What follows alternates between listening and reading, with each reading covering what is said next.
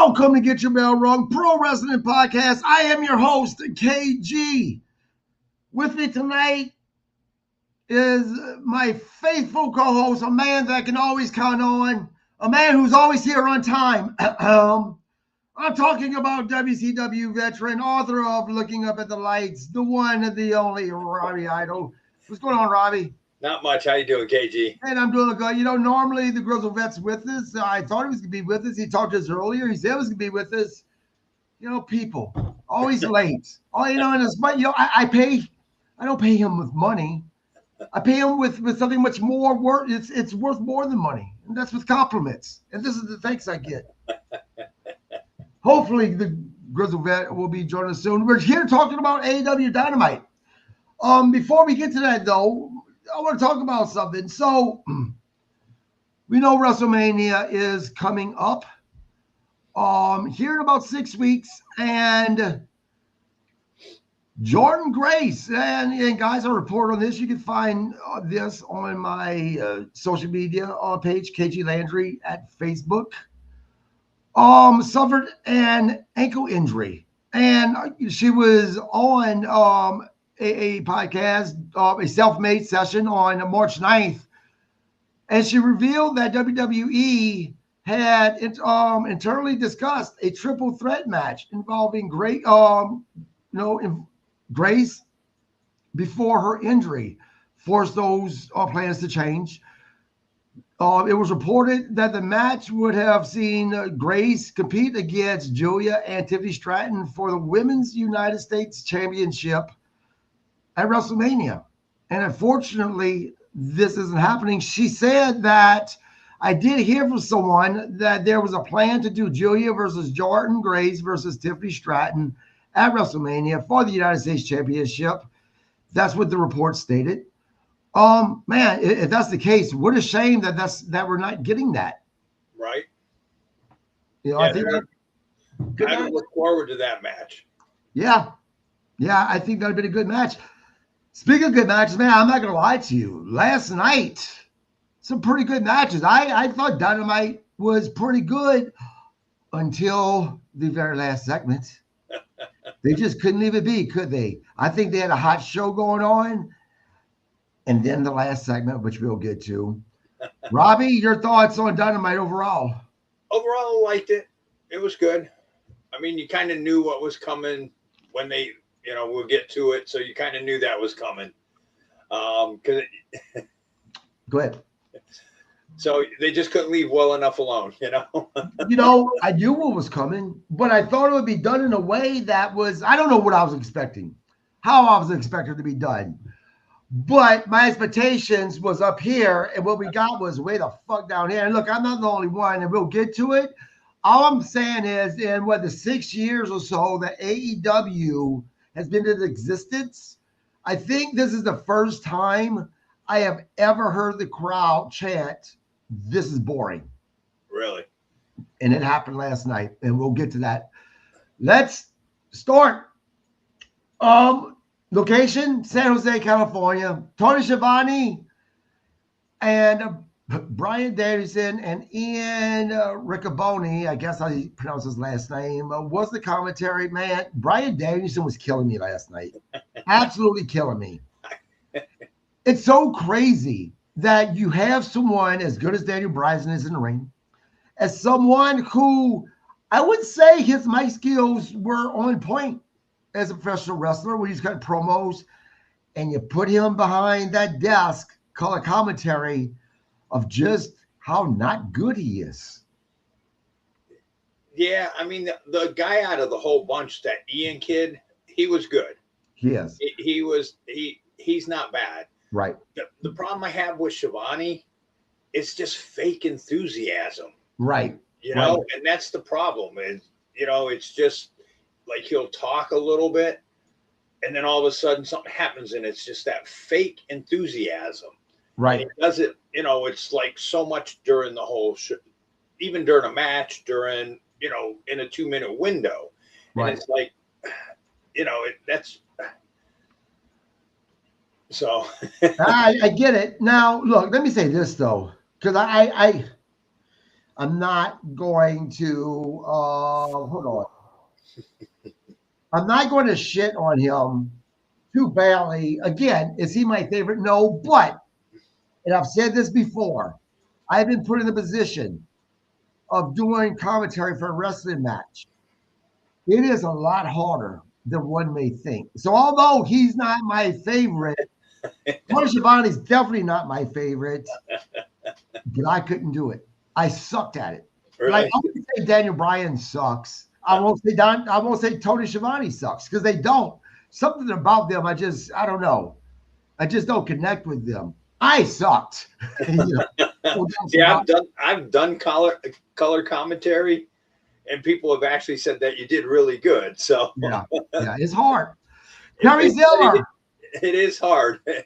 What's up, Terry Zeller says, "Hey guys, what's up, man? Terry, thank you for joining, brother. I What's appreciate up, Terry? it. You look, it is a lot harder than what people think that you just get there and watch a match and there's a headlock, there is a arm drag, take that. It's difficult because I did it in Vegas. This was a situation. They had, when I went to Vegas for the California Club reunion, they had me do my podcast live at an event that, and it slips my mind what they call it, on the spot or something like that, right? On the fly. They had me do it at their event on the fly, where professional wrestlers, or a bunch of professional wrestlers there, and they're getting called out. A legend will pick out two people to get in the ring and have a match. They don't have time to discuss this match. There's no time to prepare for this match. It's literally, there is a wrestling legend there. Dr. Tom Pritchard was one of them last year. And he points to a wrestler, you, get into the ring. Now, I know that they don't plan this behind hands because I was actually invited to go to the behind the scenes meeting that happened earlier in the day to tell these guys, this is what's going to happen.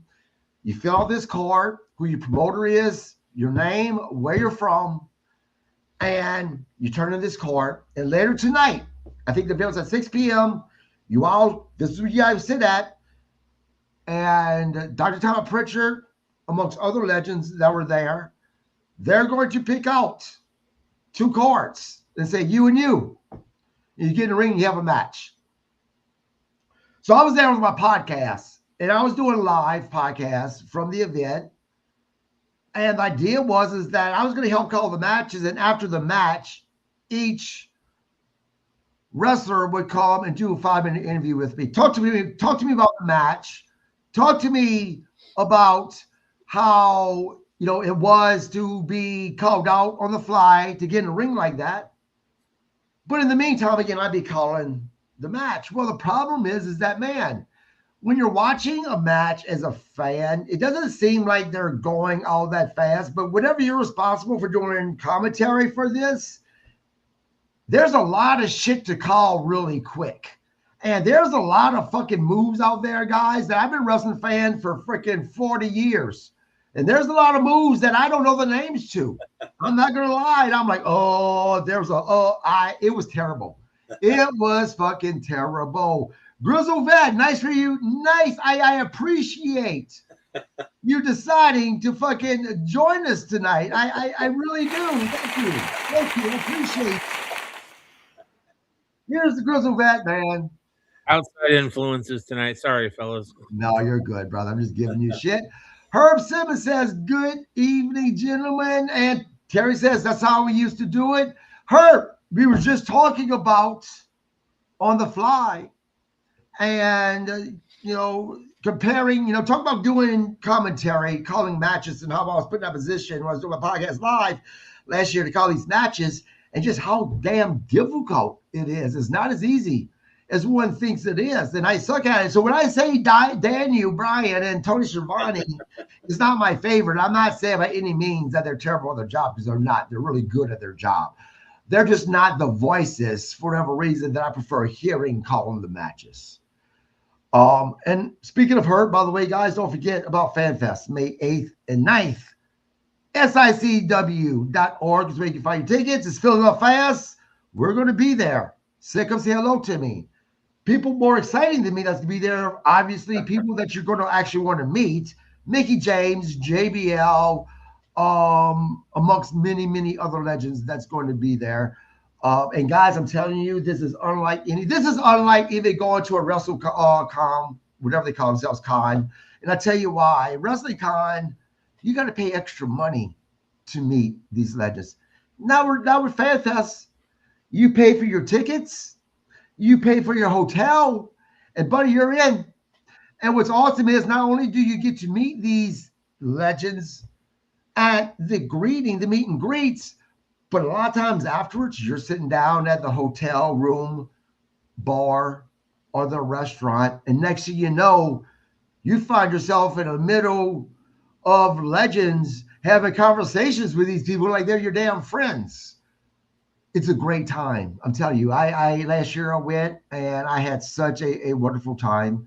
Being able to meet Herb Simmons was such a blessing. He's such a good man. Matter of fact, it's funny. He's the first guy that I met. My wife and I showed up at about 3 a.m. that Friday morning. Pulled up my truck, and first person I see checking in is Herb Simmons, and of course,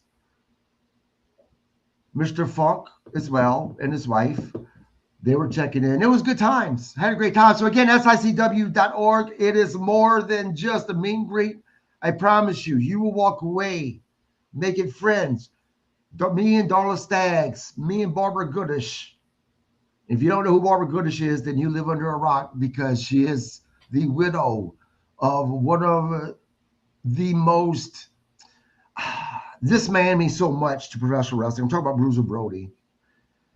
That was her husband, and she has really helped with his legacy living on. She really has. I can't begin to tell you how much of a wonderful person Miss Barbara is. Of all the legends, true story, of all the legends that I met there, I was on top of being proper. I wasn't acting like a mark, because here I am with this new podcast. Don't want to be a fucking mark. I was marking out on the inside, but the person I marked out more so than anyone else on the inside of me was when Barbara Goodish came sitting next to me. She's like, "I'm going to sit next to you and your beautiful wife." And I'm like, holy shit, Barbara Goodish is wanting to sit next to me. And I guess she has to, because she wanted to. That was awesome. Became very good friends with them. So again, guys, you don't know what you're missing by not showing up. So get your tickets, SICW.org. FanFest for Grizzled. Overall, what did you think about AEW Dynamite? I was telling you, we were talking about how I really enjoyed it. There's some good matches, of course, until they had to kind of crap on it with the last segment, which we'll get to. But other than that, man, I really enjoyed it last night. Overall, it's a decent show. I enjoyed most of the matches. That final press conference, whatever they want to call it, I did enjoy the change in announce team for the show. Mm-hmm. I did enjoy that. I love Ian Riccaboni. I think he's a very underrated, talent behind the mic. I really like listening to him, so that was fun. And also for me, there's San Jose Civic Auditorium. So once again, I saw people that I knew in the crowd and having a good time. So it's kind of like, nostalgia, old home week. I've been to shows in the Civic Auditorium. Right. Bob Cook says, "Yep, a great lady," talking about Miss Goodish. Look, we were talking about the announce team when you first came in. And what I was saying is, Daniel Bryan, it amazes me how great. I thought he was damn good on the mic as a professional wrestler, cutting promos. And then you put him behind his desk. And although I didn't do the job, as I said, at the same time, it seems like there's just something missing with him. Like it's not fitting. It's like a puzzle. He's a puzzle piece that just doesn't fit there. They're trying to force it. I don't know. Something is off with that. Grizzle, I mean, what's your thoughts on that when it comes to Bryan Danielson being? He's still doing all right. He hasn't been doing it very long. And it's a transition to go from being in the ring to being because like you said, you got to be fast. You got to be quick. You got to, I mean, you even hear the guys who, do them professionally, and they stumble, whatever, because they've got to be just, that quick. So, right. I mean, it's a transition. I'm going to give him more time. I don't think he's that bad. Yeah. You know, Yeah. I I'm just saying think it's terrible. I'm just saying I'm not saying it's terrible, but listening to him, it's just it sounds off for some reason. His voice sounds off for me, and I don't know if it's just because I'm used to Tony Schiavone and Taz, that team. And although he's been there before quite often, it's still not, I don't know. For me, it's just something missing.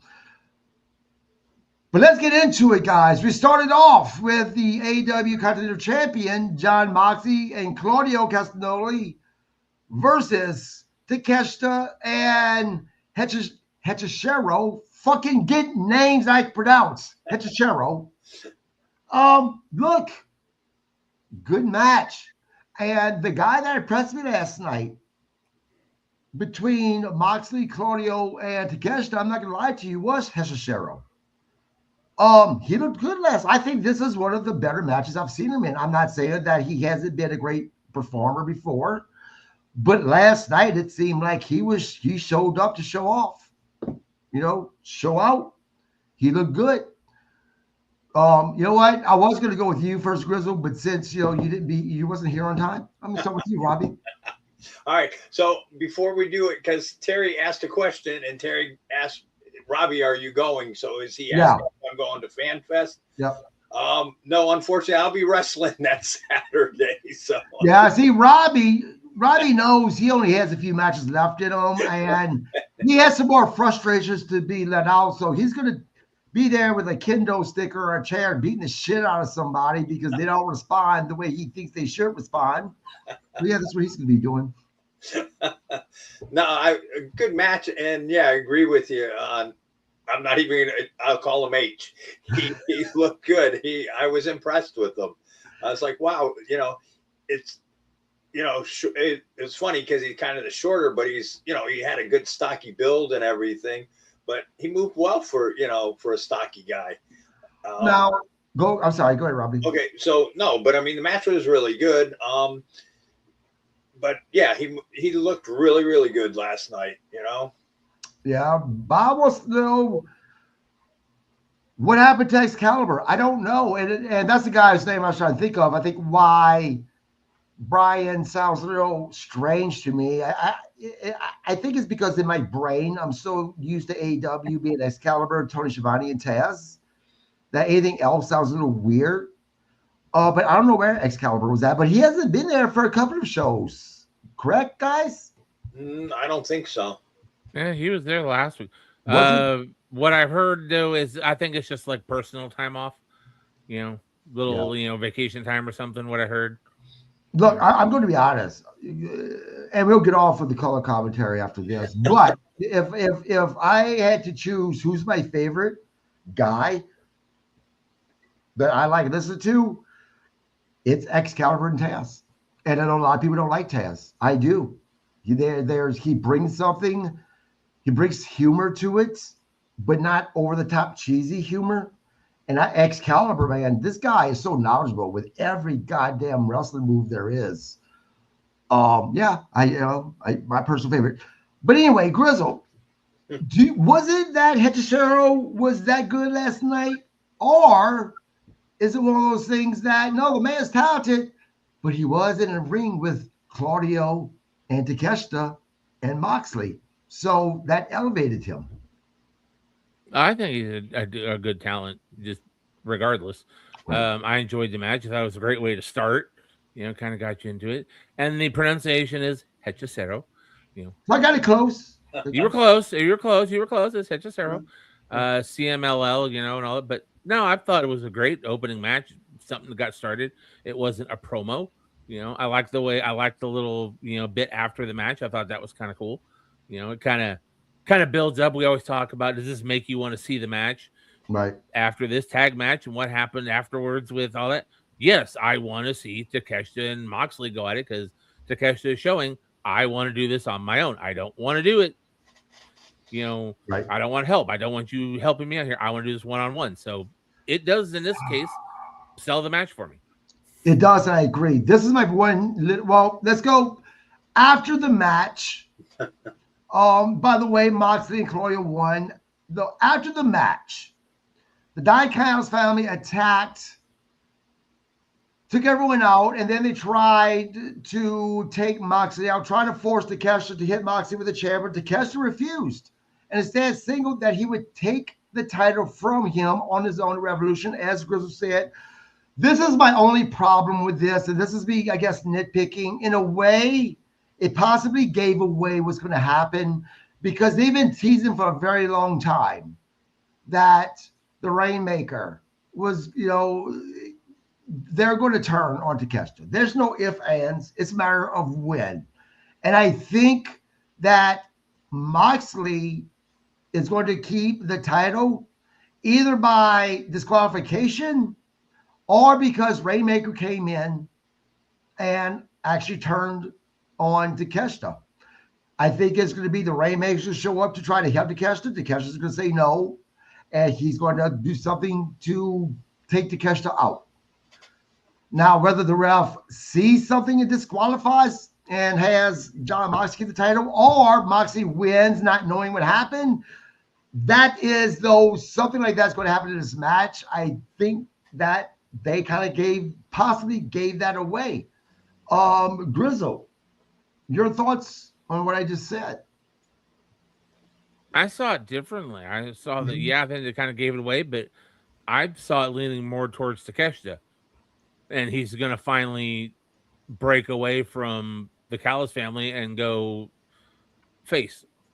That's how I looked at it. To me, it looks like they're going to put it on Takeshita, and Takeshita's going to like they're going to kind of come out and interfere, and he's going to do something to them. He's going to take one of them out, and then he's going to win that match. So, I can see it giving it away, but not a win for Moxley. Right. But we can talk about that when we do the preview of this. Right. 14 match Right. And that could be it. But either way, regardless of how it happens, we're going to see a face turn, I believe, at Revolution.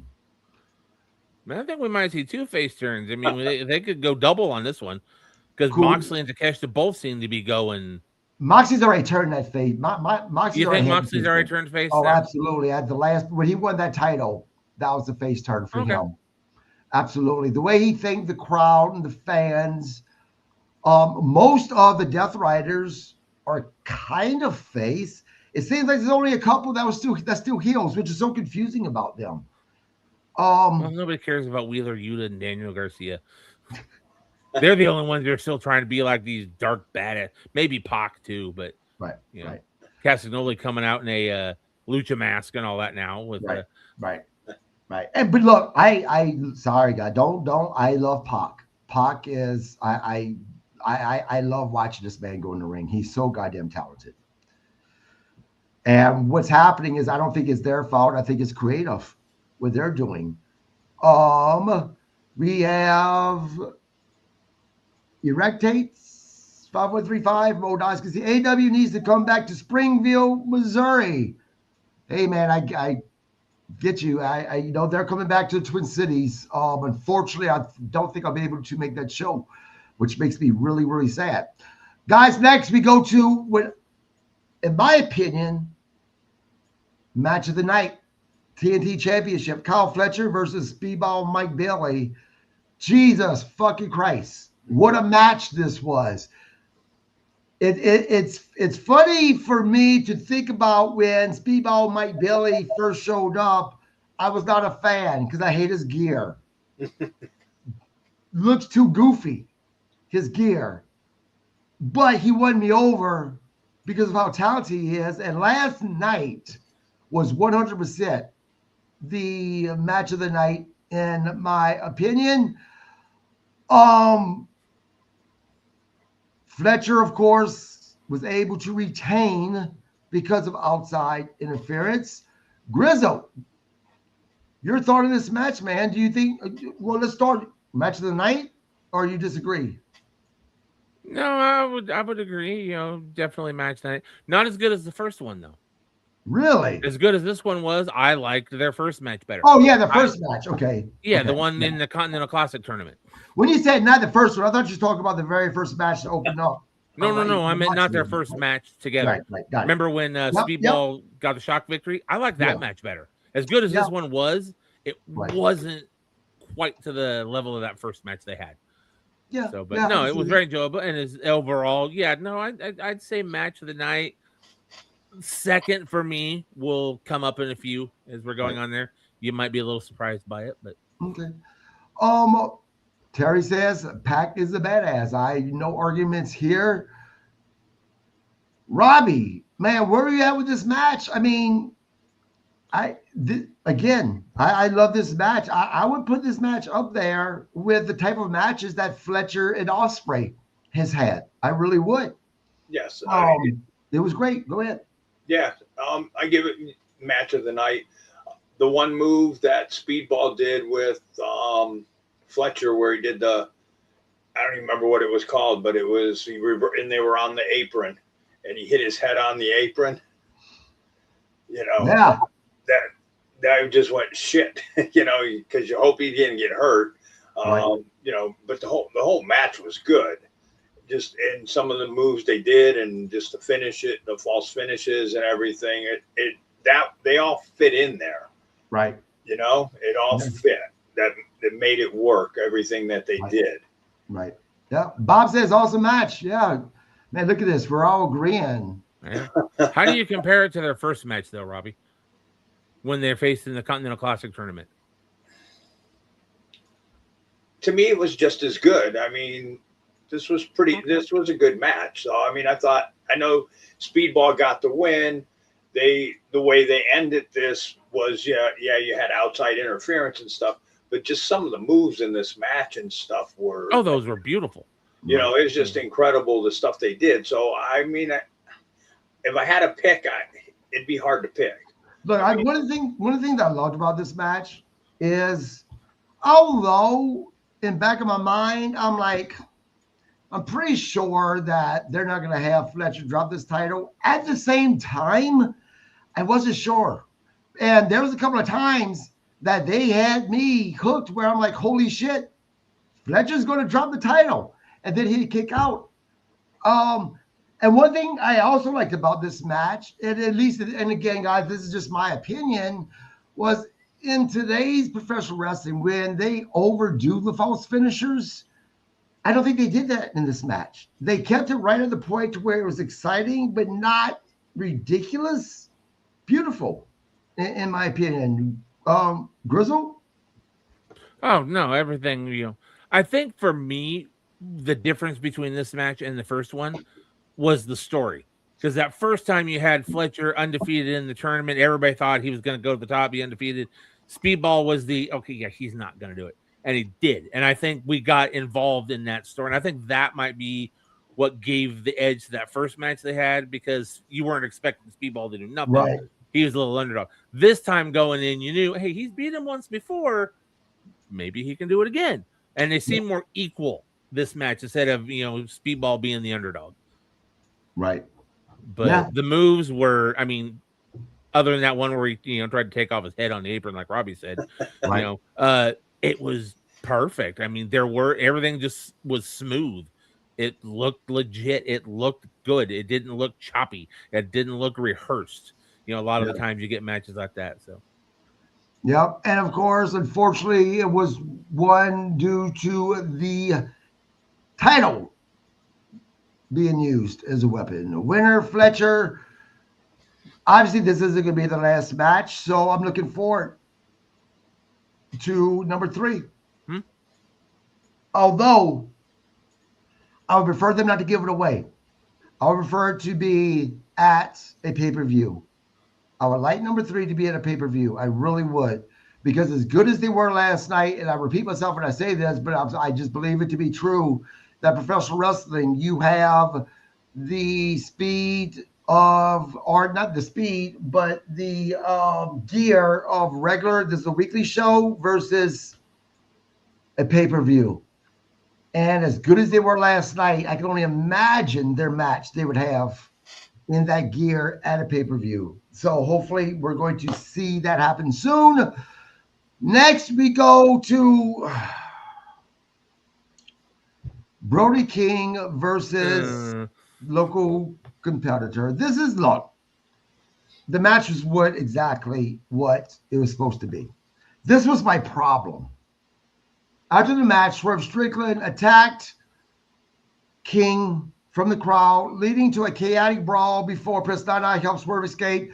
At one point, though, Swerve had that chain around Brody King's neck, but this time he was able to break the chain. This is where I'm like, really? So last week,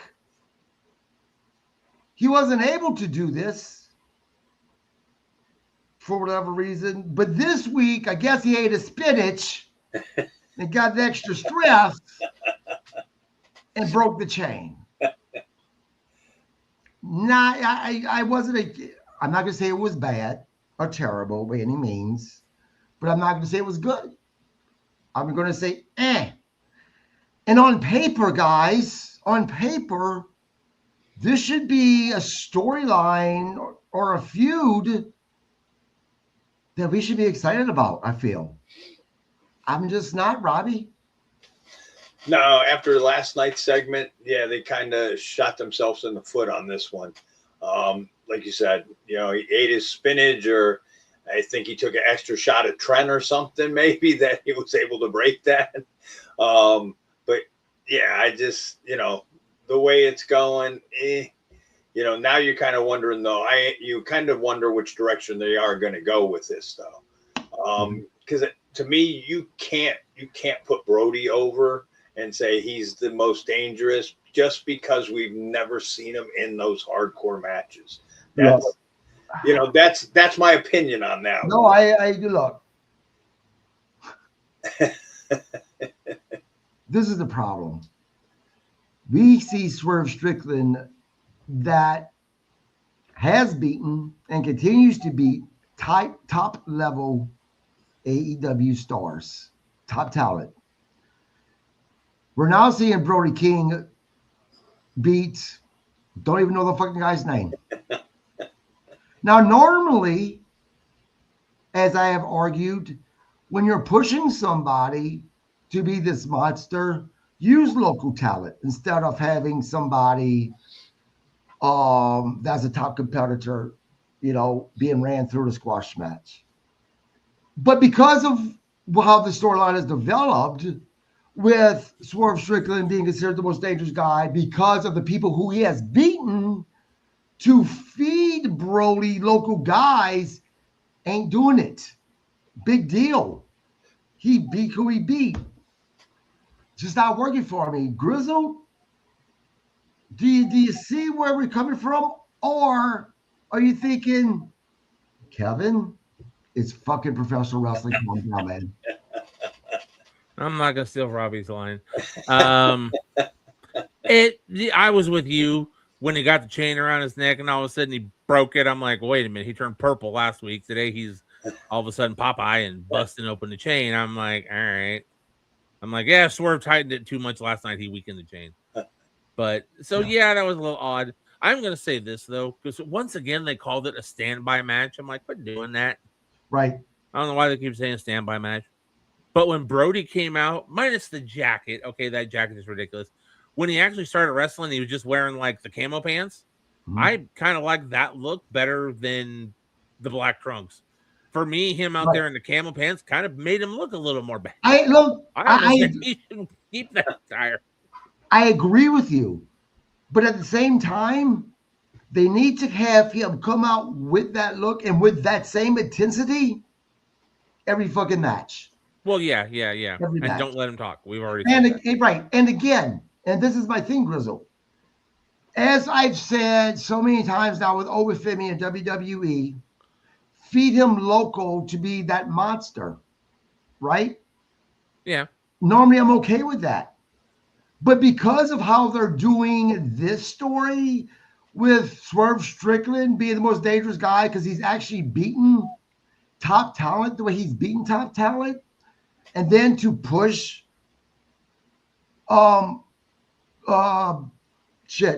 Brody as, well, no, he's actually the guy, the most dangerous guy in AEW, by feeding him this scrawny looking local competitor. It doesn't work because it's not the same as how they pushed Swerve Strickland with this guy dominated and damn near destroyed freaking Kenny Omega. Big deal. Yay, Brody. You win and destroy the big nobody. You know, it's because of creative why it's not working. Yeah, it's odd. I mean, when they showed his opponent, I'm like, damn. I don't know who he is, by the way. It's a California guy. That part I can tell you. I don't know who he is. It was kind of odd. There was a couple odd things, but like I said, I prefer Brody's attire. The chain thing threw me off. When Swerve jumped out of the thing, my first thought was, "Oh, they must have borrowed a hood and mask from WWE. They have so many of them right now. We already have guys jumping the ring in a black hoodie and a mask. Don't because it automatically, in my opinion, is going to make the fans go, "Oh, they're doing that on WWE," and that makes AEW look. Just have Swerve jump out. Right. You didn't need to have the hood and the mask on. It made no fucking sense. Right. You beat me to it. I was going to bring that on next. Danny Huckins, PW, says it's hard to be an AEW fan most weeks because the shows are just not good. The last great story AEW was Tony Storm and Mariah May. AEW has great matches, but I need more. I don't completely agree with you, Danny, but you know what? I respect that opinion because what you like is what you like. You're not wrong if that's how you view it. For me, I've enjoyed AEW. Yeah, they've had some difficult Dynamites to watch. This was one of the better ones. The last 2 weeks have been better. But yeah, I get it, man, and I respect that opinion that you have. You want more in your wrestling, and I can't argue with that. Robbie? Yeah, I mean, I actually have liked the shows, but we all have opinions, and and what you like is what you like. Yeah, I mean, what your preference is what your preference. Yeah, I mean, it is. I mean, we all have our preference, what we like, what we don't like. Who we like, who we don't like. Yeah, Danny, I just appreciate you actually coming across as an intelligent human. What I have a problem with are the fans that just talk shit about the talent that couldn't tie a pair of their boots to save their life. Saying that I just need more. It's not my thing, man. I get it. I say that about a lot of stuff. So I appreciate you being respectful and being intelligent. I really do. I can respect your opinion because of that. Grizzle? Yeah, no, wrestling's like Baskin Robbins. There's 31 flavors. Not everybody wants the same thing. Some people want vanilla. Some people want mint chocolate chip. It's different for different people. I don't agree that the last great story was Tony and Mariah May. Great story. But as far as angles go and storylines go, they've had more good ones since then. But once again, it's a matter of opinion, what you like. Right. I will say this, though, bring up Mariah May. I think that was her last great storyline that she was in. Well, yeah, especially now where she's, God. Guys, next we go to Darby Allin and Orange Cassidy versus David Finlay and Gabe Kidd. This was, I think, their hardcore segment, basically. It wasn't a bad match. It's just I wasn't a fan of the ending. Right. Well, we'll get to that. Right. No, the match continued the feud between the AEW Originals and the newly arrived Bullet Club War Dogs. And I think that's my problem with it, as I put it. I feel like they're trying to do this thing again between AEW and the Outsiders, although they didn't come out and say it. Now that I remember, this is kind of how I perceive it. The match that broke down into chaos, as what you're going to expect, with bodies flying everywhere. With Darby Allin had the crowd behind him as usual as he hit massive drop kicks onto Gabe Kidd, seated in a chair. However, the number of games came into play when Clark Connors interfered, hitting Orange Cassidy with a tire iron. Finlay and Kidd then hit their finisher, Darby Allin, to secure the victory. Again, it wasn't a terrible match, but it's not something that I'm writing home to anyone to talk about. Grizzle? No, yeah, a hardcore match. The match is okay. It's still decent. My problem with the ending of it, though, is the run-in at Right. the end. Roderick shows up. We haven't seen him in a while. He helps them. That's what I was about to go to next. Yeah, he helps them. You're like, oh, now for me, when he reached out, like, okay, and he drop kicked them, and then he helps up Orange. Now we know there's going to be a trios match at Revolution. Right. And we'll talk about it during the preview. I think we're going to see Roddy turn. I think Roddy's going to side with the War Dogs. I hope so. And I'll tell you why. Let me get this comment first. Danny again. And Danny, by the way, man, I appreciate you joining in. And please subscribe if you haven't. As you can see, you don't have to spend money on some stupid super chat in order to be part of this show. We like our fans to be a part of the show. He says, I just need more story. I want to get emotionally invested in what I'm watching. Why was the Punk and MJF feud so good? Same goes for Swerve and Hangman, Tony Storm and Mariah May, etc. He says, TK should have ran a few weeks of vignettes for Finlay and had him debut in Revolution in a big match moment. Tony assumes everyone who watches AEW also watches New Japan. Finlay gets no reaction. I'm not going to argue that. I think that's one thing that Tony does fall short on. Grizzle? One catch on this one, and I'm going to have to let the Finlay one slide. He was supposed to be going towards NXT. Right. He was supposed to be part of that Birthright faction, which is why Channing Stacks is in it now as Santino's son-in-law. It was supposed to be Uriah Connors and his brother David Finlay because both sons fit. So he didn't. Tony couldn't do vignettes. He basically kind of had to jump the gun because they signed him. And he had to, in my opinion, I think he had to let him know, hey, here he is, just because of the fact that they were, he was supposed doing the teasing him for NXT to go to that. So I think in this case, it was just a fact of Tony had to get him while the getting was good, and he had to get him out there.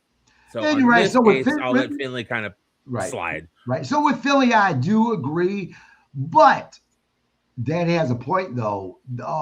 Tony, though, AW does assume that everyone knows who people are that's coming. True. Yes. There's still that factor. Yeah. Now, the thing with, and Robbie, we're coming to you with Roderick Strong, that I'm like, no, is because I want Roderick Strong to turn so he is out of this faction, away from Orange Cassidy, because I think he's too good to be in these type of silly things that oftentimes you have Orange Cassidy involved with. Roderick Strong should be in the title picture, in my opinion. So I think that him going off on his own, and I hope you're right, Grizzle, that he's going to turn. Yeah, I mean, I want to see him out on his own. So I think he's way too good to be involved in a lot of the silliness. Robbie? Yeah, I mean, well, but we've seen him in like the factions, when they brought Adam Cole and Kyle O'Reilly over and stuff. And we know Cole's hurt. I mean, is O'Reilly hurt too, or? Yeah, he got hurt a couple of months ago, was it? Yeah, I believe so. Yeah. Oh, really? So, yeah. Okay, so he's going to be one of those guys that just unfortunately can't stay healthy because, So, yeah, if that's the case, I mean, I'd rather see Roderick on his own, right, as a singles competitor. I just think, if you use him right, you can push him and, he'd do well on his own because he when he broke in, he was by himself. Right. So, and look, him being in a faction back when he was with Adam Cole, right? If he's in the right faction, then that's fine. But the conglomerates, in my opinion, is not the right faction for him at all. Guys, next we go to a match that I really fucking enjoyed. And it's because she was in a singles match and not the tag team that I could not stand. And I'm talking about Willow Nightingale versus Persephone. Persephone, number one, she just beat Monet. So she now holds the title for the CMLL, right? Yeah, CMLL women's title. Yep. You can't say names and I get my letters mixed up. Persephone, man, I like her. I think she's one hell of a talent.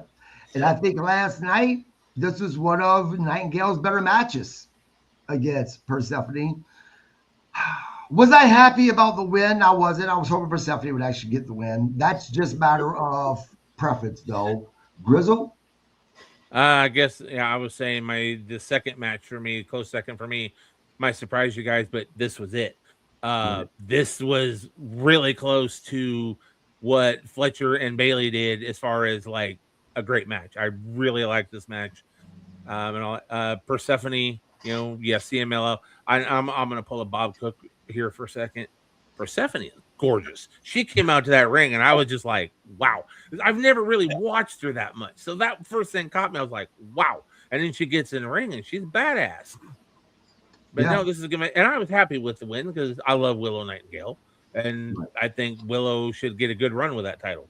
See, this is the thing. It's not that I don't like Willow. It's that as though she's within this tag team, that the tag team I just don't like. And it's crazy I don't like them because I love Willow and I really like Harley. Together, they don't work for me.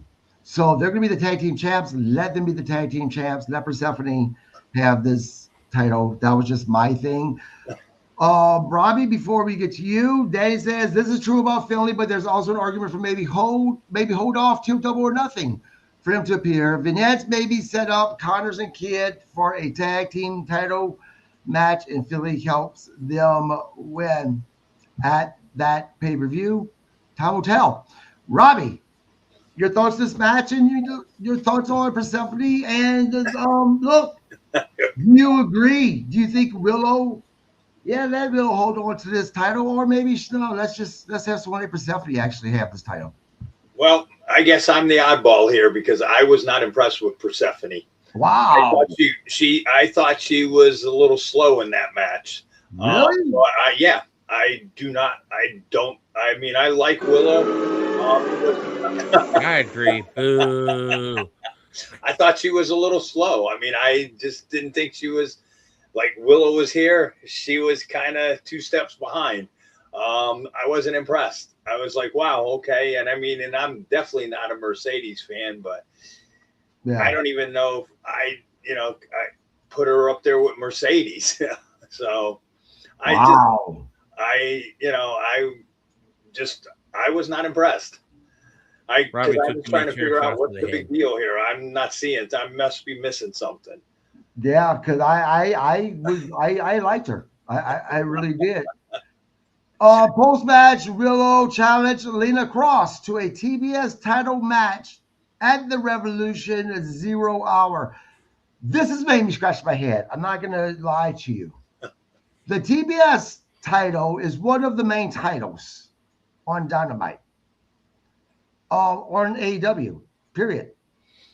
And to have a title match at 0 Hour, Grizzle, man, doesn't this say a lot about what they think about this title? Well, no, because in this case, she's challenging her. She wants to give her a shot at the title at 0 Hour. And later on that night on the main card, Willow and Harley are defending the women's tag belts against Megan Bain and Lena Cross. But wouldn't that be a beautiful wouldn't that be a beautiful add to the storyline? That Willow, yeah, I get it, 0 Hour. But instead of put that as, on Revolution as one of the main card, and it makes part of the storyline. That is Willow kind of overextending herself. We just seen her still do that, but I think it's to kind of give them time here because you don't want to have and then like an hour, a half hour later, okay, go wrestle your next match. So putting it on 0 Hour gives them the stretch, and so maybe she's in better shape. Just saying. Robbie. Either way, one of those belts is going to get lost on Sunday. Yeah, Robbie. But we'll talk about that. Yeah, I mean, who knows who came up with that? And now you're going to work twice in that night. So it's going to be interesting, see how she holds up on that one. Yeah. Guys, I feel like I skipped something because we were already at the main event. Mark Briscoe. I don't think we did.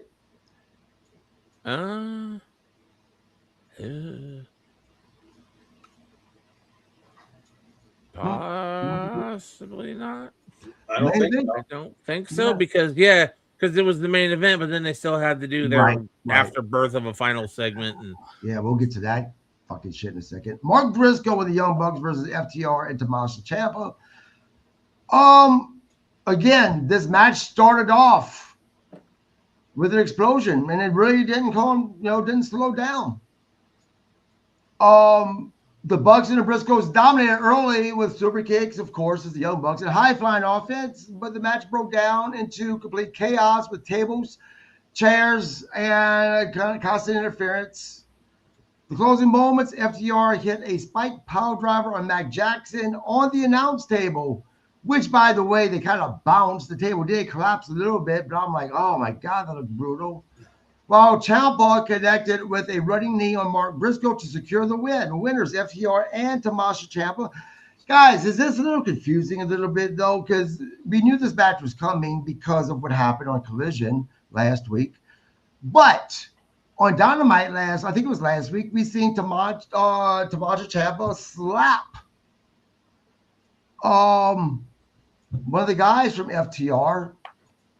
So it's like, it almost looks like, and not just with this storyline, it's so much of AEW storyline.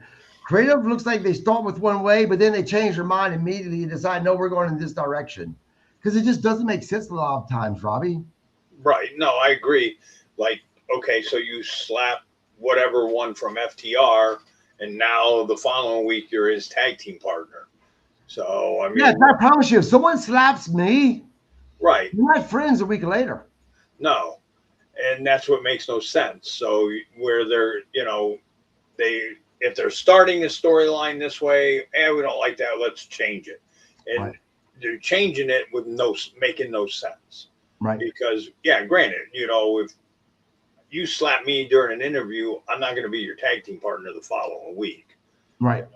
I maybe challenge you and you to fight you the following week, but I ain't going to be your tag team partner. Right. Now the match didn't have a problem with it. That was a good match. Your thoughts, Robbie, on the match? Oh, the match was good. Yeah, I didn't have a problem with it. I thought the match was good.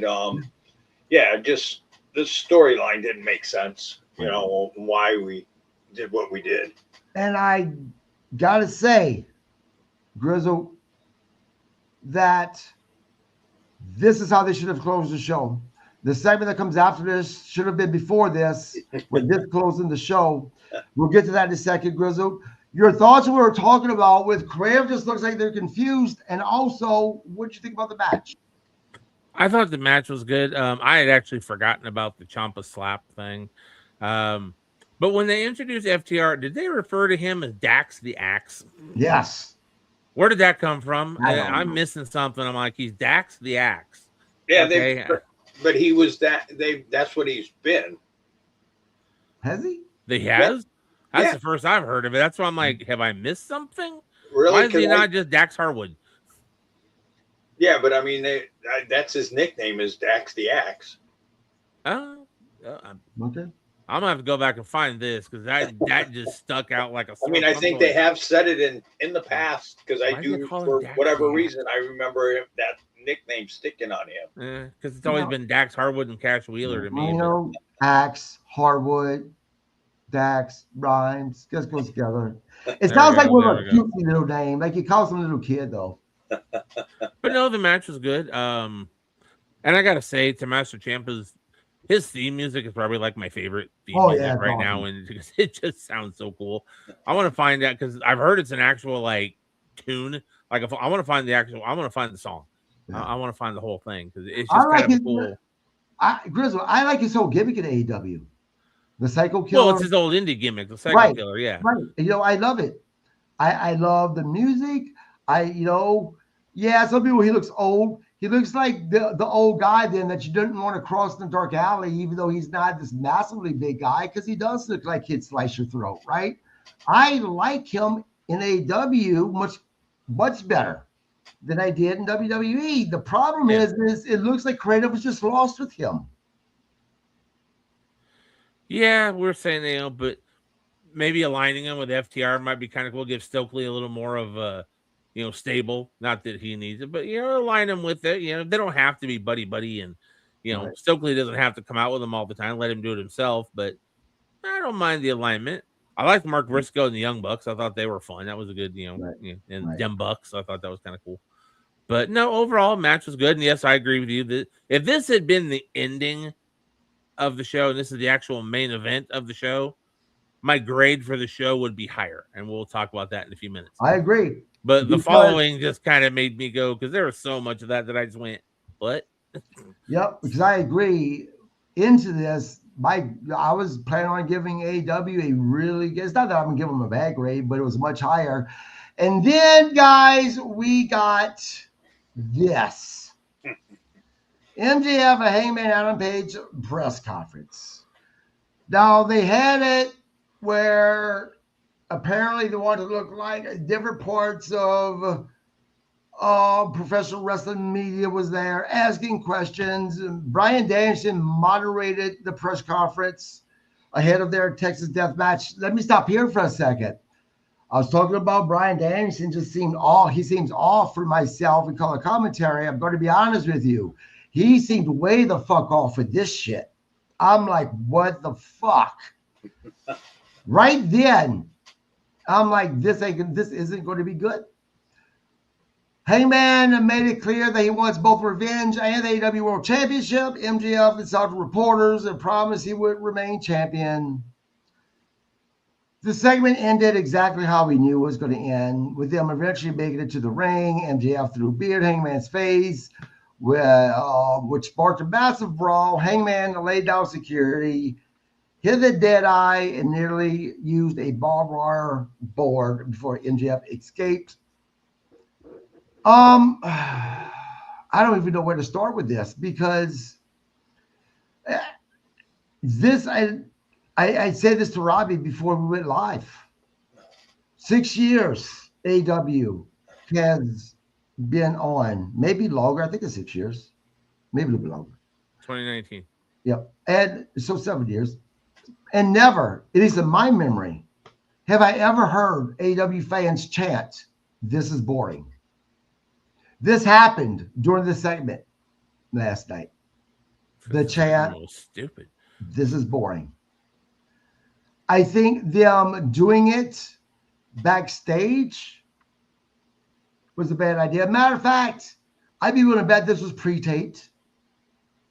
That they were just waiting by the curtains for someone to producers to say, "All right, hit the ring. You guys are brawling on the way out."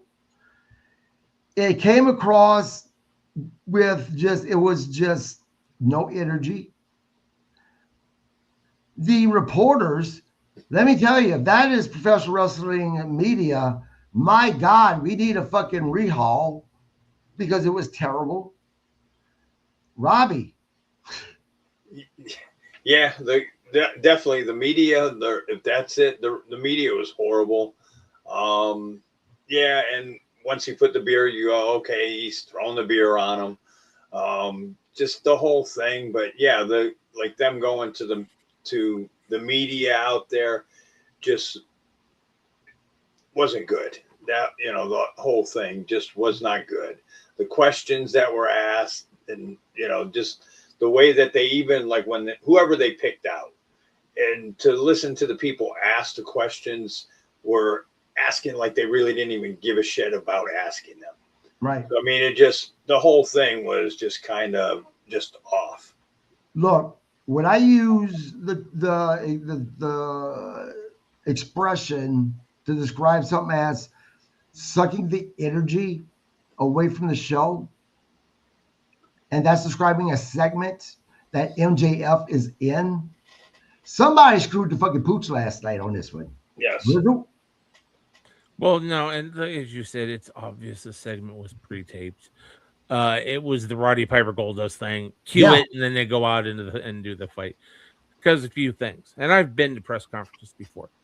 And one, did we ever see any heads in that crowd? No. You saw MJF and Adam Page. Right. And when they'd say next question, and here's the question, there was no, Joe Smith, wrestling news and entertainment. No, there was. Like once. And then, but you never heard any murmur in the crowd. You never. Right. It didn't sound like they're in front of a room full of people. So it was obviously taped. The person who did the audio is horrible. Right. And when it really gave it away for me is because I had my back to the TV. I was in the kitchen, and I wasn't near TV. But I heard this one question: if you were doing this in a match, what would be your outcome on blah, blah, blah, blah, blah. What the fuck was that? The most monotone. All of a sudden, the volume shot up in this monotone, and then doing this, and I'm just gonna say this, and then MJF's like, no, it was whoever was doing it. It was obviously either some talent or some local guys. They were just okay. We're gonna ask the questions and we're gonna answer them. That was not a press conference. Right. There was no reporters there. If they had at least had it where you saw the people and they were like, oh, Tony, and no, you can't say so with Wrestling Observer or so-and-so with Figure 4 Online. Make up some shit. Oh, Tony Galetta with BodySlammingWrestlers.com. Okay, make up some shit. Be creative. So it didn't look like a press conference. It didn't sound like a press conference. It was obviously pre-taped. And that when that one guy's out of nowhere, and then this and like, wow. Just to the ear, it came across bad. The segment started off horrible and just got worse by the end of it. And then they go out to the ring and really, shit the bed. Robbie, let me ask you this. Okay. Do you think if they would have actually did this live in the middle of the ring, had some guys, actually invite real people that work for legit wrestling media companies to come up with these questions? Obviously, it needs to be pre-read questions so they know the answers. But I think if they did it in front of a live crowd like that both Hangman Adam Page and MJF I think that their answers or the energy would have been so much better because they are now performing in front of a live crowd instead of a fucking empty room, right? Right. Or no, this just would have failed completely, even if you had it in the ring. Yeah, it might have came over better if you'd had it in the ring and had, real journalists, at least a couple, like Grizzled said, that guy that just was monotone. I mean, he just kind of sucked the life out of it, but that was like that whole thing. So maybe you had people that do ask questions, that are in journalists and stuff like that in front of a live audience. Maybe it would have, fared better than what it did. But don't you think, Grizzle, don't you think that maybe if they did this in front of a live audience, the artists in both Hangman Adam Page and MJF would have come out because now they're actually performing in front of a bunch of people? They could have done, and they've done these in the past, which is another reason why it confused me. Adam Page, you come back from commercial, Adam Page, MJF in the ring. They're behind their podiums. Behind another podium, Bryan Danielson. Bryan Danielson has a stack of cards in his hand. These questions have been submitted online by blah, blah, blah over the last week since it was announced. Right. Bryan Danielson reads a question. MJF, to you. Da-da-da-da-da-da. Speak. Adam Page, to you. Da-da-da-da-da-da. Speak.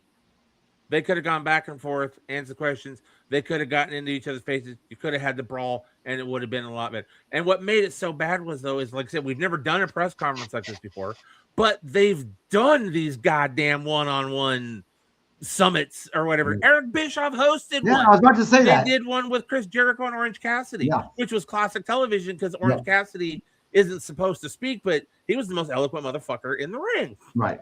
So they've done this shit before. They know how to do this shit, but they did different shit, which came out sounding and looking like shit. So it really confused me. If it worked before, if it ain't broke, don't fix it. Right. It worked before.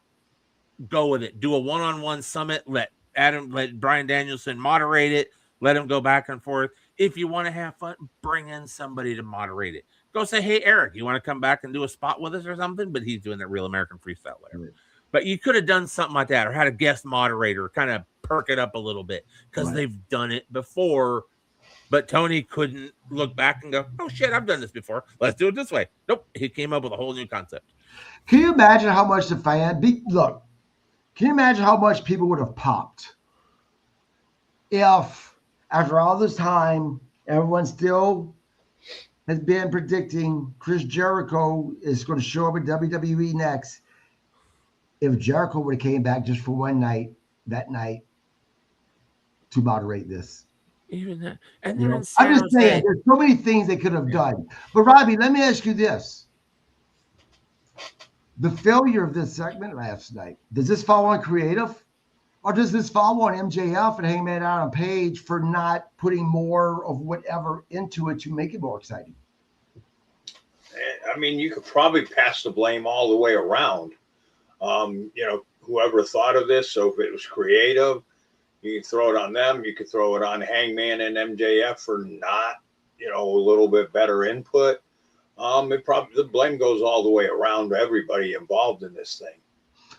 Yeah. Grizzle, same question. I put the blame on creative on this one.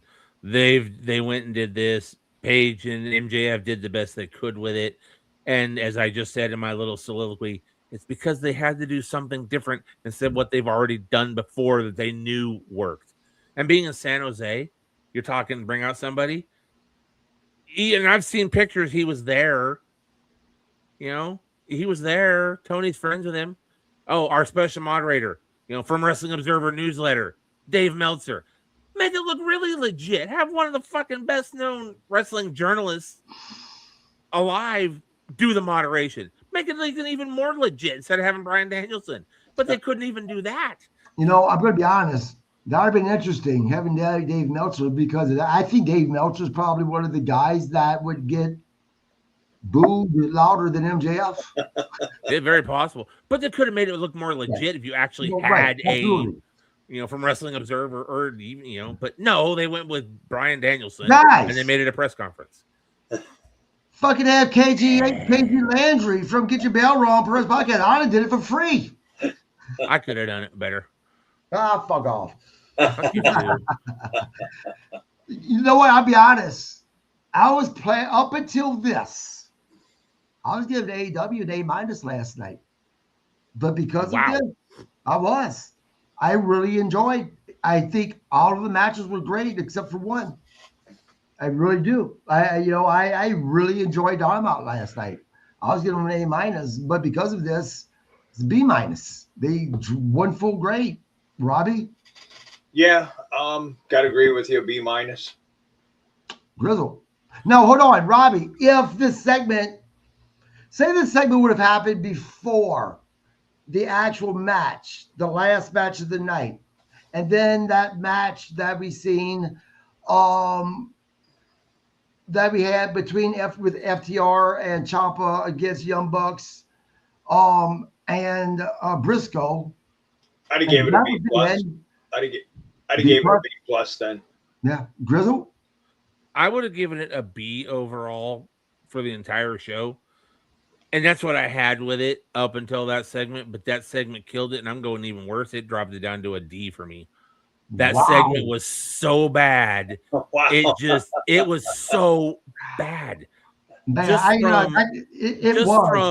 Just from the way they presented it, just from the volume and that motherfucking, and then they really this and that monotone shit. It's like they didn't even try. They tacked on a pre-taped segment at the end of a live show. That was not live until MJF and them came out, which meant those poor fans had to sit in that audience and watch that shit. Obviously, it's your perception, but a D, man, that's harsh because the rest of the show, one segment didn't ruin the rest of the show for me. I do grade segment by segment where I give it an average. Well, no, it wasn't just that segment, though. The Brody King thing kind of threw me off. Right. Swerve didn't need to come out in a hood, and we didn't need to break the fucking chain. So that didn't do it. The afterbirth of Roddy coming out, where to me it gave away that Roddy, I think, is going to turn. So there were more than just that last one, but all the matches overall covered up for it. Right. But unfortunately, this last segment took those covers off and went, look, we shit in the bed. Yeah. Fair enough. Guys, let's talk about Revolution Sunday, 6 p.m. Central. 14 matches. We're starting off with, let's start off with the way I was able to pull up the card. Obviously, guys, this is not going to be the these matches aren't in order. This is not going to be the order of the matches. This is just how I was able to pull it up online. Let's start off with 0 Hour first. Because 0 Hour is the Ricochet thing. Yep. And then Lena versus Willow. So at least we can separate those two from the rest of the show. Let me do my job and host. You do your job in Rasslin Memories, son bitch. I'm just trying to help you out so we don't get 0 Hour confused. I hate 0 Hour. Yep. Pre-show 0 Hour. AEW National Championship, 21-man Blackjack Battle Royal. I don't even know who's in it. So we can skip that. We're going to have a grudge match. Tony Storm and against Marina Shafir. That's on 0 Hour? Yes. You're fucking kidding me. No. I thought that was the main card. No. Holy shit. Well, at least online. They may be wrong online. I have to look this up now. Go ahead. So, anyway. Tony Storm versus Marina Shafir. Guys, I think it's going to be Tony that's going to take this. Robbie? I'm going to go Marina. Grizzle? In that case, I'm going to go with it. I think it's going to be Marina. I don't think they can have Tony win everything on this, so I'm going to go with Marina on that one. I just didn't know that it was the 0 Hour. And again, I pulled it up. Where I got it from could have been wrong. Now we have the actual Star Revolution singles match. Andrade versus Bandito. Andrade's taking this all day long. Grizzle? Andrade, it's going to be Andrade on this one. And I'm looking it up online. According to this, 0 Hour is the Ricochet thing, Willow and Lena, and Big Boom AJ.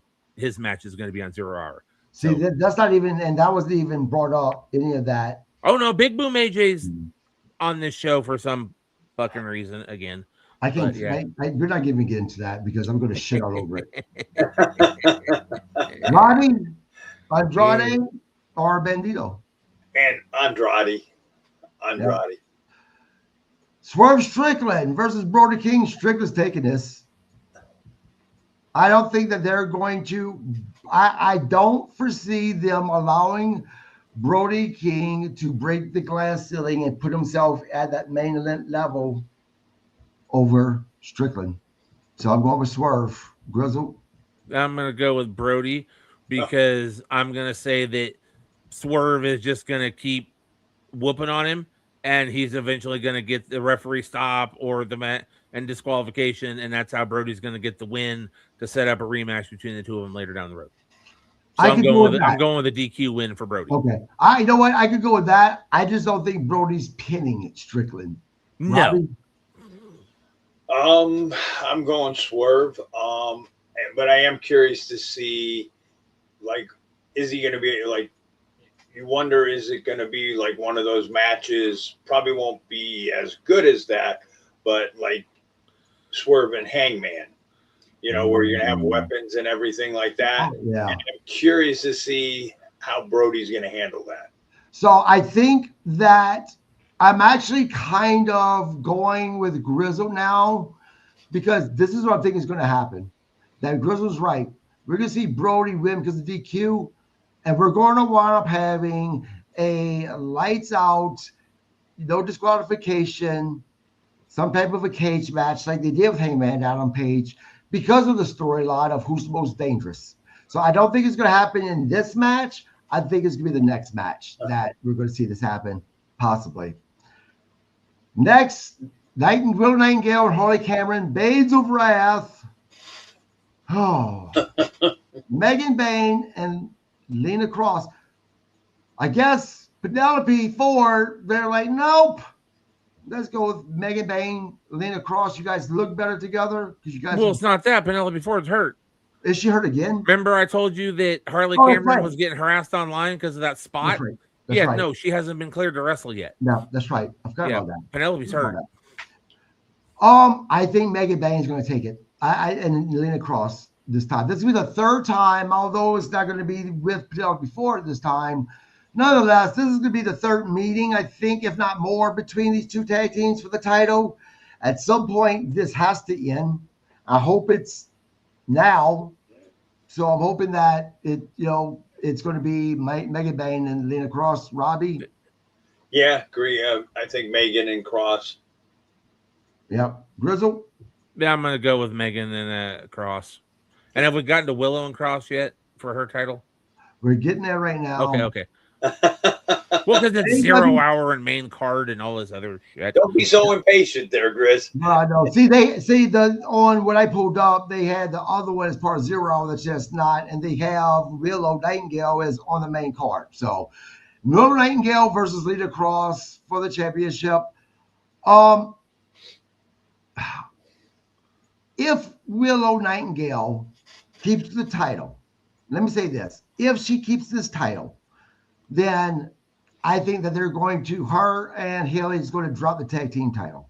If Lena picks up the title, then Willow and Harley is going to keep the tag team title. Grizzle? I'm kind of going the same way. I'm going to say that Willow retains, though. So that's going to give Lena and Megan the tag belts. Yeah, I think Willow needs to do a singles run, like Harley. They can still do Babes of Wrath if they want, but it's time to put the belts on another tag team, see what those girls can do, and go from there. So, right, Robbie. Yeah, I agree with that whole thinking. Yeah. If Willow keeps it, then they drop the tag. If Willow drops the singles, then they'll keep the tag. Guys, let's talk about something for a second. Let's talk about Megan Bain. All right, Cody. Let's talk about Megan Bain. Now, with Megan Bain earlier in AEW, I was all about her. She looked good. For some reason, Megan Bain hasn't been doing it for me in matches lately. I don't think she's been nearly as good as she was. Robbie or Grizzle, start with you, man.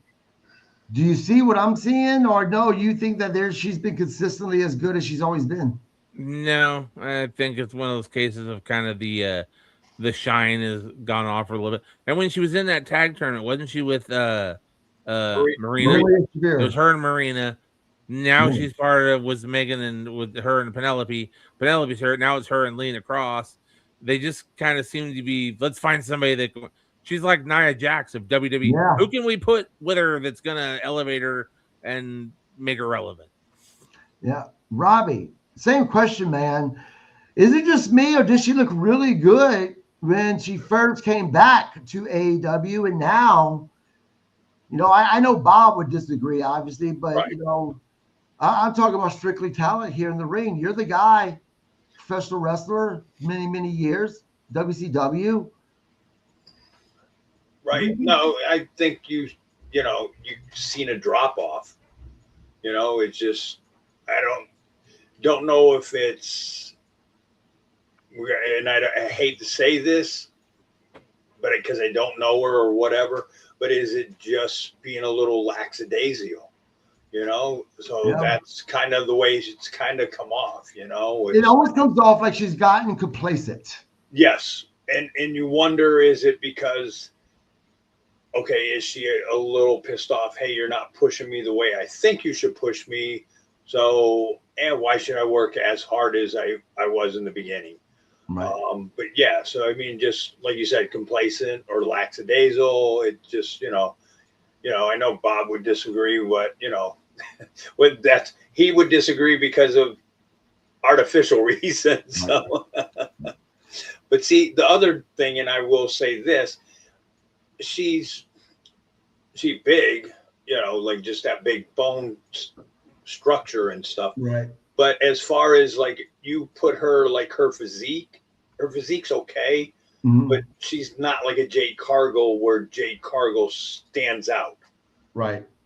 No, I agree with you. And I got to tell you, her stockings or whatever she wears that she pulls up over her freaking waist drives me nuts. Next is a match that I think this match could go either way. I think this match could potentially possibly either steal the show or stink the show up. And I'm talking about 2 out of 3 falls. Tekla versus Chris Statlander for the AEW Women's World Championship. I think Tesla's going to keep it. Robbie? I see. I'm gonna go with Statlander. Okay. Grizzle? I'm gonna go with Robbie and say Statlander, mainly because it's a 2 out of 3 falls match, and I think that's gonna play into Statlander's, for Statlander more than it will be Tekla. I think Statlander can go longer than Tekla, so I think 2 out of 3 falls. It's gonna go to a tie. It'll be that third, and that's where so. Right. If it was a singles match, just a straight one fall match, I might have gone with Tekla. 2 out of 3 falls, I'm going to go Statlander. But at the same time, guys, and I get where you're coming from, but I feel like Tony Khan or somebody has a hard-on for her, the way it seems like they're pushing her. So I don't know. I think because of that, that's why I picked Tekla. They see something in her. Okay. No. Robbie? Yeah, I mean, I'm not a fan of Tekla. And I'm not even a fan of her mic work or anything. I mean, I will give her credit. The last promo she did was probably better than what she has done in what I've seen before. So I will give her credit that she's gotten a little better, and it might be her accent that maybe makes it a little rough. Yeah, maybe. I don't know. We'll see, guys. AEW Continental Championship. Jon Moxley versus Takeshita. Man, this could go either way.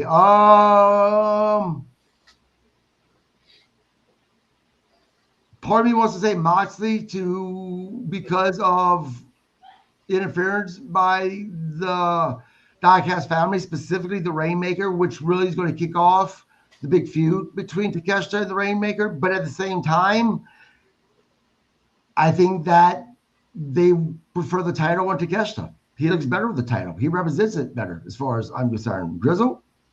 I'm going to go with... no time limit match.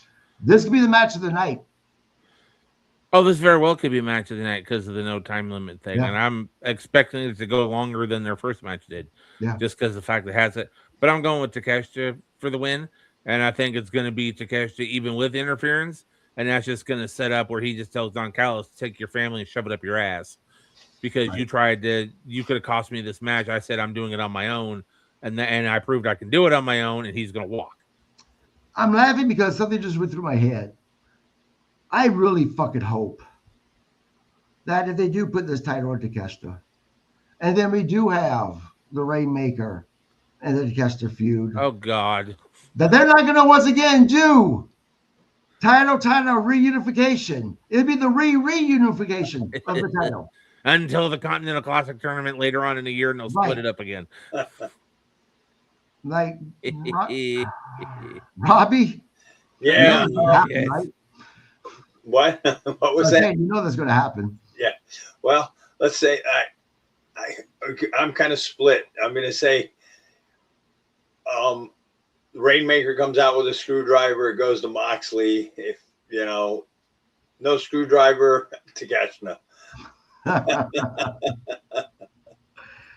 Guys, got the Tag Team Championship. Dax the Axe Hardwood versus the Cash axe. Wheeler, FTR, the champions, versus Matt and Nick Jackson. FTR's dropping the titles, in my opinion. Grizzle? Yeah, I'm going with the Young Bucks. Yeah, yes, like I said. Yep. Robbie?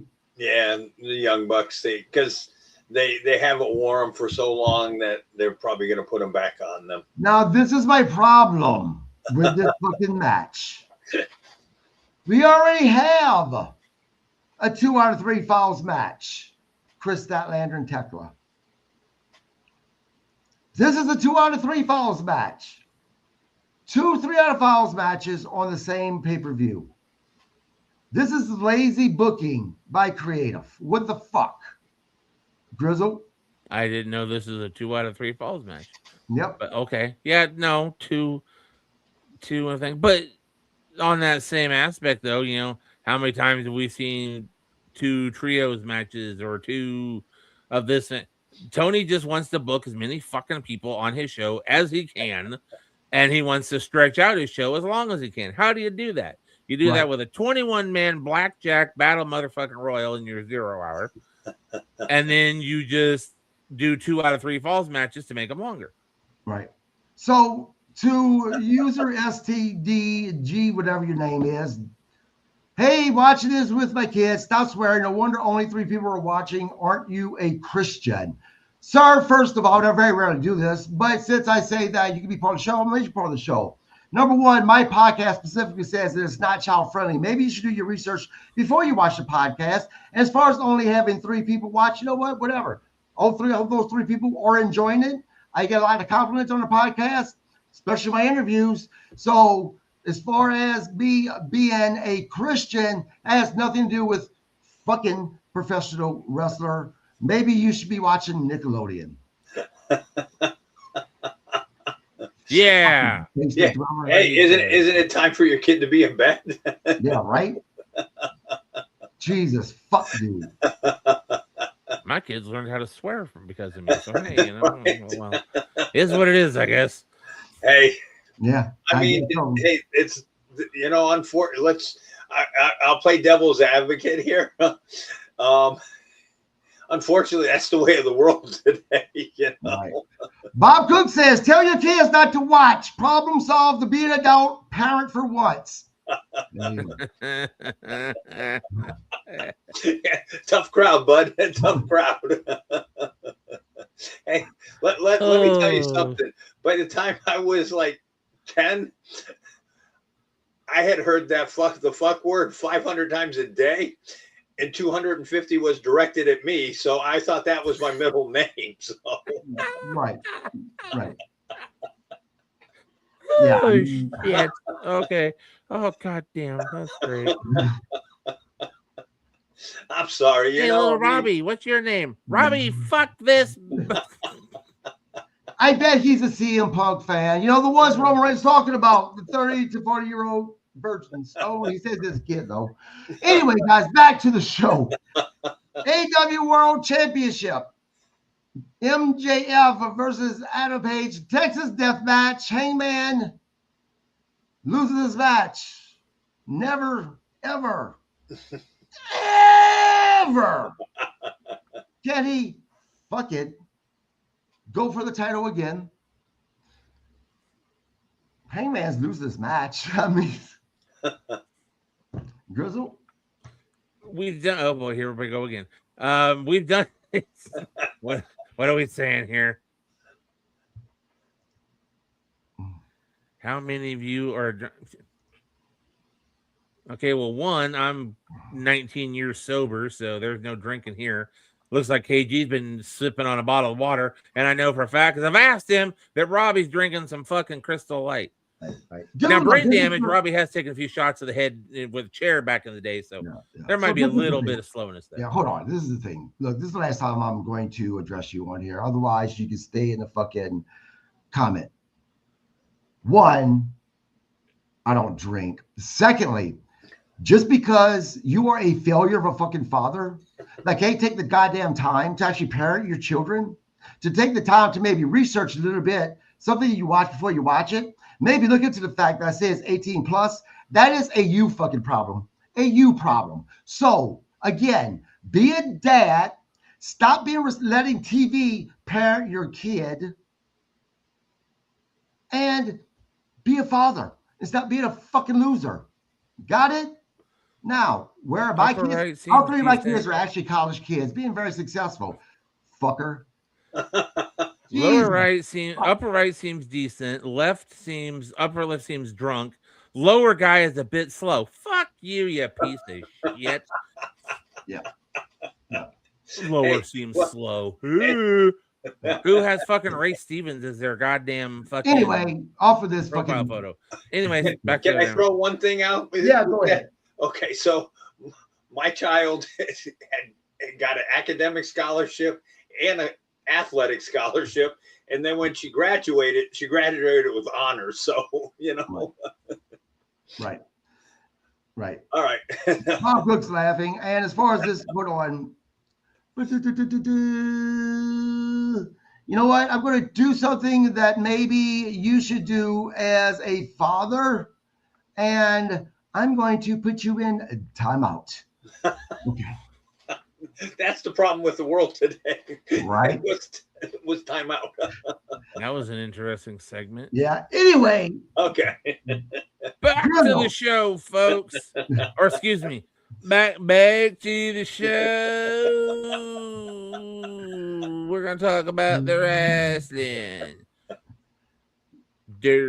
MJF or Hangman Adam Page.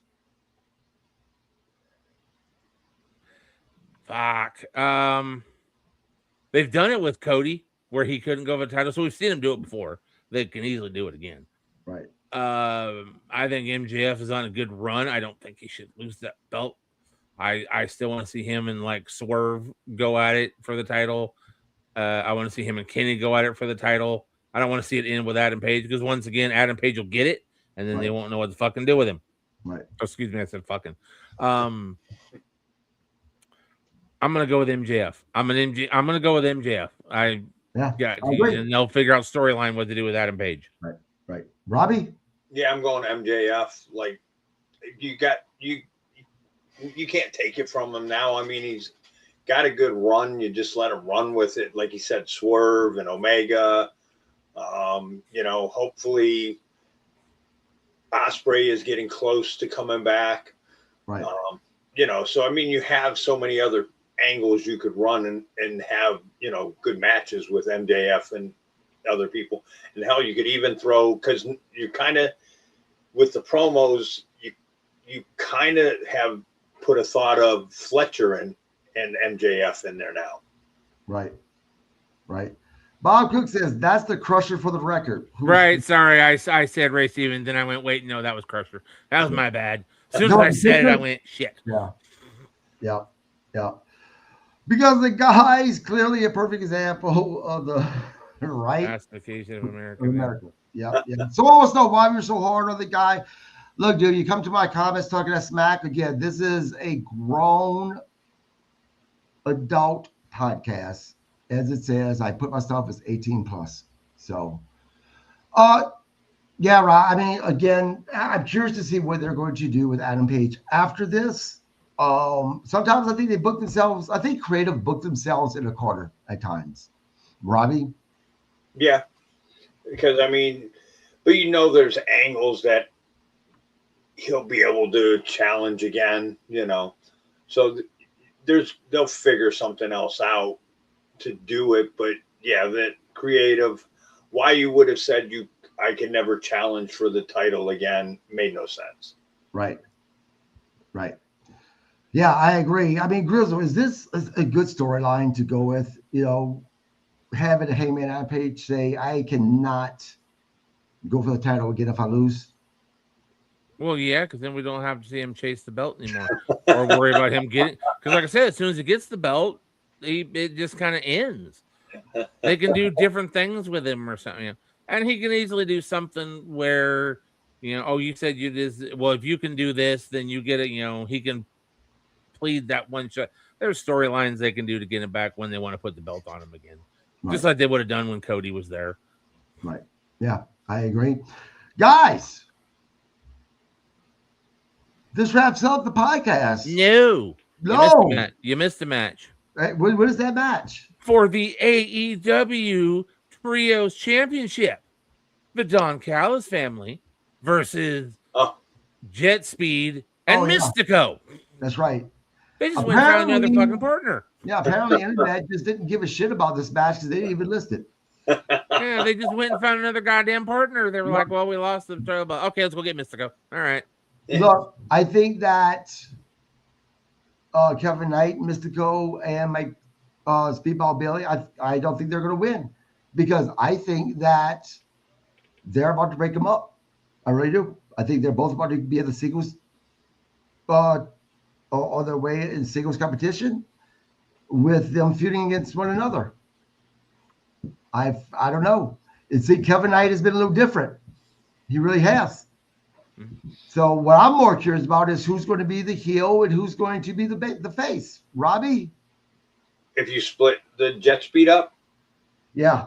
If you split them up, then it would be Kevin Williams or Kevin Knight. So it would be him, and because just the way that they've kind of pushed him in that direction, and you would do Speedball. But here's my prediction on that trios. I'm gonna see a upset, and you're gonna see the three of Jet Speed and Williams and Mystico come away with it. Kevin Knight. Who's Kevin Knight? Kevin Knight. I don't know why I want to call him Kevin Williams. I was going with Williams. I know. Yeah, shit. And Lance Legend. He looks like a Williams. What can I say? And Lash Legend looks like a man. Yeah. I don't know. I don't know. For some reason, I have a funny feeling that they're about to break them up, and I agree with you though that Kevin Knight. But actually, I think that he'd be the heel because he's the one that's gotten a little egotistical lately, a little, Bob Cook, Megan Bain. We already discussed that match. Grizzled. It's gonna retain with the Don Callis family. It just seems odd right after they lost it, they just slap a new partner with him and put him back in the trios thing. And this is kind of leads to what I was talking about earlier because the trios champions with the Don Callis family, it's Fletcher, Davis, and Okada, correct? Yes. So in one match, you have two champions who should be defending their own singles belts in other matches, which is why Fletcher and Okada should have been replaced by Lance Archer and we didn't need the Davis because you got two titles tied up in a match that aren't even being defended, right? Which in my opinion at least one of them should have been defended. Yeah I agree. Grizzled, are we going to bring back some history of professional wrestling next week? We are going to bring back some history. Well, no, not next week. Because remember, next week I have to take the week off next week because I have family in town. So I don't know if I'll be able to watch wrestling, let alone, get time to sit down and talk with you guys about it. So I have next week. After I will not be on Thursday or Friday. I will leave that in the capable hands of you and Mr. Idol, and then I will return in 2 weeks. I will be here tomorrow night though for the SmackDown, the last one. Oh yeah. Almost forgot about that. Yeah, it's Thursday already. Now that officially wraps up our recap of AEW Dynamite, and as well as us are doing our prediction for Sunday's pay-per-view. Guys, being on a Sunday is just weird to me. I know it used to be on Sundays, but it seemed like they went back to Saturday nights. Now they're back on Sundays. At least this one is. Yeah, and it's on at like 7 or 8 o'clock at night. So, I mean, it's 6 p.m. What is it? Is that 6 p.m. Central? Now, is it 0 hour start at 6? I don't know. I believe it's 0 hour starts at 6. So 7. And Tony Khan usually starts 7 Central, and they usually go because I get off work at 10. I can usually get home in plenty of time to see the main event of every pay-per-view he ever does because it never gets to the ring until like 10:30. So I'm probably going to be able to see Moxley and Page after I get off work because it'll just be starting probably when I walk in the door. Because that always seems to be the way Tony Khan's shows work out. Right. I never miss the main. What is your... Do you prefer Saturday nights or do you prefer being on Sundays, Grizzle? Well, for me, I work on weekends, so either one doesn't. But, I mean, Saturday nights to me make more sense. And I've always said this because, especially with AEW and their long pay-per-views, if you got somebody like, say, Robbie or, just any family in general, Your kids got school the next day. You're going to let them sit up until midnight to watch the AEW pay-per-view when they got to get up for school the next day, or you have to be up early for work the next day? No. Saturday night, you ain't got shit to do on Sunday. Fuck it. Stay up on a Saturday night. Let the kids stay up late to get to watch AEW. I think you attract more of an audience on a Saturday night just because of the length of the show. But saying that, though, there are a lot of people that on Saturday nights, that's date night, that's go out night, things like that. So it's kind of a weird kind of a line to follow, but Yep. Granny Hulkster, hello. Hello, Thank Granny. you for joining us. She It's always still a loves us, pleasure. even though I'm slow. Join in. Robbie, what about you, man? Do you prefer this on Saturdays or Sundays? It makes more sense on a Saturday. I mean, I get it. That's like, your date night, your family night, whatever. But if you have access to the replays, or, stuff like that, and you can watch it Sunday, so Saturday just makes more sense. Plus, now it's Saturday night, so now you have where you maybe draw more people than a Sunday. Yeah. Yeah, I mean, I don't know. Saturday nights, man, it's one of those things that I was like, okay, let's kick back, order pizza, some wings. Right. I don't drink, so my Diet Coke. Right. Just being relaxed versus Sundays. It's like, yeah, you can do those things, but you got to go to work the next day. You got school, you got work. Right. Right. Bob says they probably do it on Sunday because WWE does theirs on Saturdays, and that's potential conflicts. And they have to book shows based on the availability of the building. That is true. That is true. What I was going to say about, I don't know. Either way, I think it's going to be a damn good show. I am absolutely looking forward to this. Oh, that also means that we're going to have a go-home show, which is Collision. Now, is this Robbie, do you think that being that, go-home Collision, this might be a must-watch because there's no telling what they're going to do that's going to fall into when they plan on doing the pay-per-view.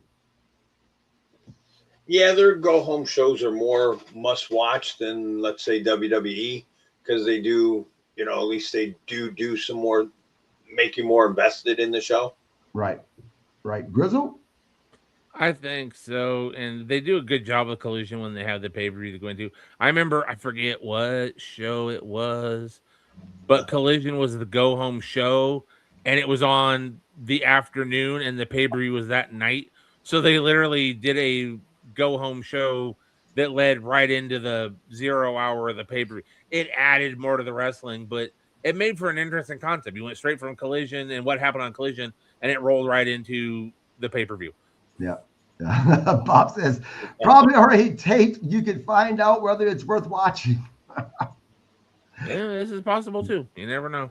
Guys, tomorrow, 6 p.m. Central. I'm doing, I'm going to be like Will Angel. I'm putting on a double tomorrow. Before we do the SmackDown recap, I'm going to be doing a great interview. If you're a fan of the Diamonds in the Rough, who are part of the TNA Originals 2002, 2007, or you were a fan of the NWA Wildside and the Georgia indie scene,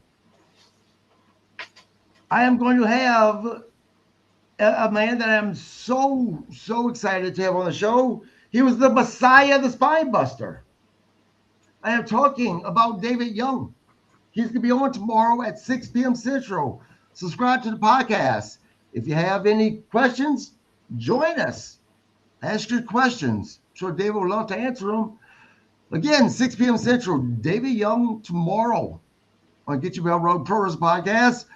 Grizzle, what you got going for people? This Sunday, 12 p.m. Central Standard Time, Rasslin Memories, Pioneer 90.1 FM KSRQ. You can stream it live at radionorthland.org or search for it on TuneIn Radio app, or you can download the Pioneer Community Radio app. We are interviewing David Sahadi, the author of Backstage Pass, True Stories from Inside the Squared Circle. He talks about his time with NBC Sports, WWE, MLW, TNA. He talks about his father, Lou Sahadi. Great interview. Just recorded it earlier this afternoon. I think everybody's going to enjoy it. Yep. Robbie? So next week I got it's going to air on Friday the 20th. My podcast with Wrestling with Heart. So that'll be airing on Friday the 20th. And then May 9th, Wrestling at the Twisted Fork at 2:30. Main event. It's myself, Richie Paradise, and Brian Johnson. No, not the AC/DC singer. Versus Robbie Cook, Joe Sarcino, and Chief Eddie Two Rivers. But there's 6 matches on the card, so the show is free. No, it doesn't cost you. If you want VIP tickets, that'll cost you, but the show's free to get into. So, hey, bring your wife or your daughter or whatever, and celebrate Mother's Day early before Sunday, and you can take them out on Sunday too. So you can have free wrestling on Saturday, and then you can take her out to dinner and make up for her going to wrestling on Saturday. Take her out to dinner on Sunday. So, and I will have my book there, and I'll sign it for you and everything. So my book, I'll be there. So. Bob says, may as well be with all the other old bastards in that match. You should have. If you didn't fake that damn heart attack, you would have been. Again, guys, don't forget to subscribe to the podcast. Follow me, KG Landry, on Facebook. And as well as don't forget David Young tomorrow night podcast, 6 p.m. Central. Then after SmackDown. That's right. That's how dedicated we are. We can watch 3 hours of SmackDown, and about half an hour after SmackDown, we're going to be doing the recap. Did we like it? Did we love it? Did we just think it was okay? Join in, find out, and also don't forget to join in because we don't need those super chats. We don't want you to pay money. Join into the conversation. Just be respectful, guys. Again, this is an 18 plus show. I shouldn't even. We don't cuss out everybody. Yeah, no, we don't. We don't. Anyway, you guys have a great Friday. All right. See you tomorrow night.